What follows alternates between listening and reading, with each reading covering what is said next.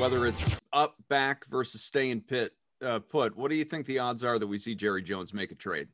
Oh, really good. He loves to trade, loves to deal. He's a businessman, loves to make deals and stuff like that. That it'll happen. I personally, they have 10 picks right now. I think they need 10 players. It may be more. I'm not in the business of trading up at all. I'm maybe if you get later in the rounds and you hear of a team that wants them and you have to jump them, maybe.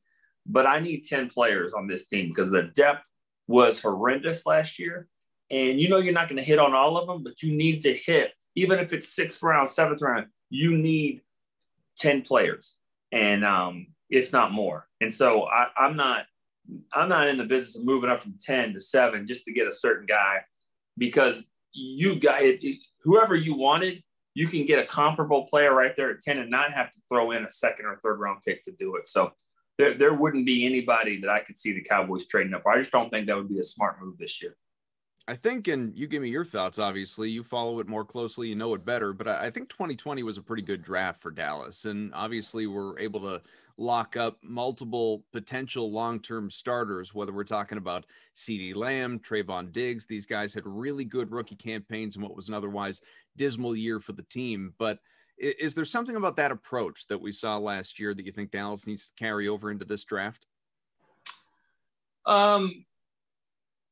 Yes and no. Yes, in the fact of at 17, they took the best player available.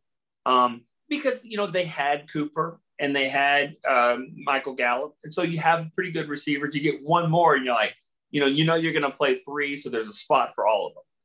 At this point, though, and I know people would disagree, but I just don't think taking a wide receiver there at 10 is a smart move, unless you're going to do something different with Gallup or maybe Cooper next year or something like that. I just don't see that being the case. I think you have to address your needs. So I say yes in the sense of addressing your needs, best available, but no in the fact that it needs to be on defense. And I just think that at number 10, they got to take a defensive player. I really do. It's time. They need somebody, and the offensive line would be nice, but these guys may not play. A receiver may not play right away. Whoever you draft at number 10 on defense is going to play. And I think that's what's important. Dak Prescott's back. So as we know, the quarterback position is not or should not be viewed anyway as a need, let alone a glaring need, a need of any kind for this team, provided Dak is the guy that we all think he's going to be and he's healthy and all of that. That being said, as the rounds move along, later rounds, do you think, Dallas, it would make sense to draft a quarterback just to bring in someone to compete for that backup position?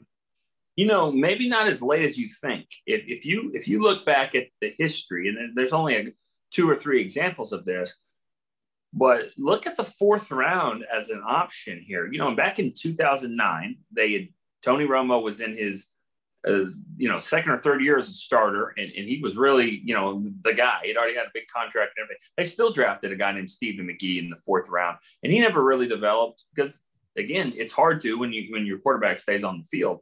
Then go back to 2016. Now, Tony was at sort of the end of his career, but they still drafted Dak Prescott in the 4th round. So that is a round of, you wanted your guy to be good enough where you can develop him as a backup, but maybe not to the point where you're not expecting him to do anything right away. So they don't have a backup really, unless you want to call Garrett Gilbert the backup or Ben DiNucci. So 4th round pick or 4th, 5th, something like that. I could see the Cowboys drafting a quarterback that they have a pretty good grade on, because he might have to be the backup.